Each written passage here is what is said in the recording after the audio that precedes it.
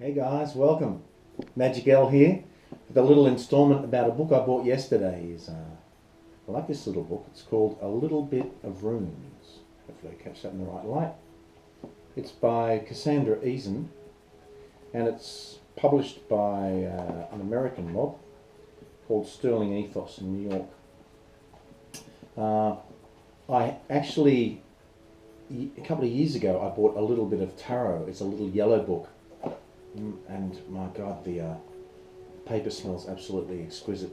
And this one was published this year, and for anybody thinking about getting into runes, I wanted to give this a little review, because if this is anything like A Little Bit of Tarot, there's a lot of punch packed into this little book. Thank you, that clock. Dates back to Sydney's Bronte Baths in about 1903. It was in the office there, and it's been in my family ever since. Okay, if I pull out some runes now, and I'm just going to start with one. There's one that my fingers sort of laid on, and it's the blank rune.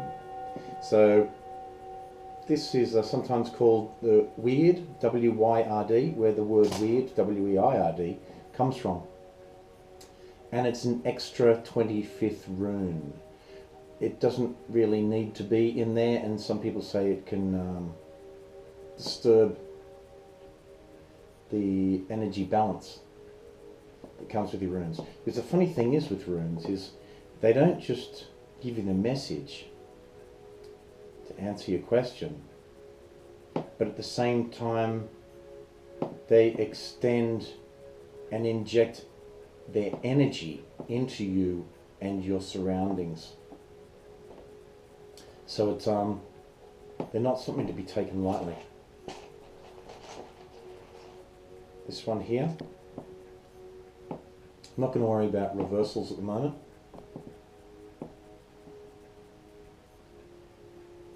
Okay, this is a rune of fertility, but I'll look up and I'll see what the book says. You can see it's almost like two people sort of, I see it as two people making out really. It's a little bit graphic, but we've all got our little tricks to being able to remember these little symbols and things like this. And they're designed from something.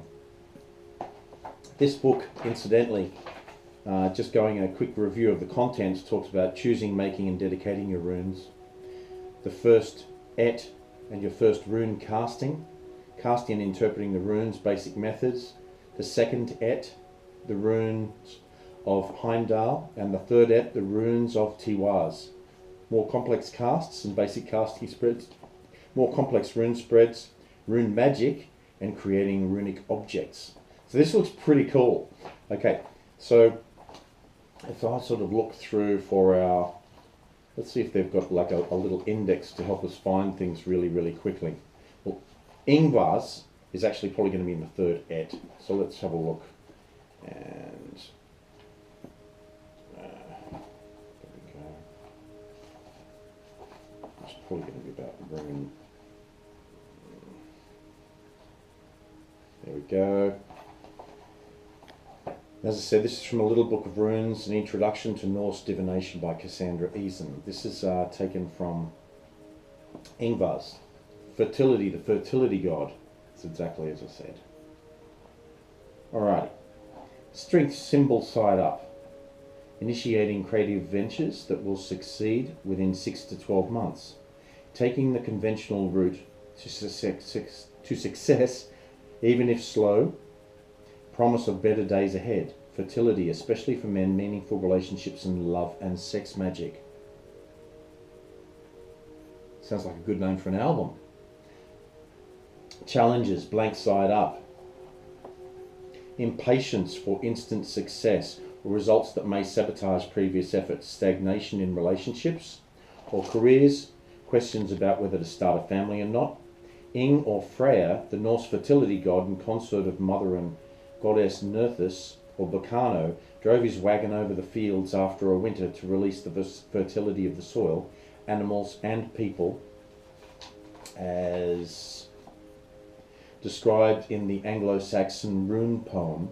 This was part of a sacred marriage ceremony with Nerthus, and he then withdrew to allow the seeds to germinate and grow. He was also protective god of the hearth and home. Cool. When Ingwaz appears in a reading, launch a venture or initiate communication, but be prepared to wait for a response or results, as patience will pay dividends. It's a good rune if you want a baby, especially if the male in the relationship is having fertility issues. Take the conventional route and study legally, financially, or following a slow but sure career path. If the blank side appears, life may be stagnating.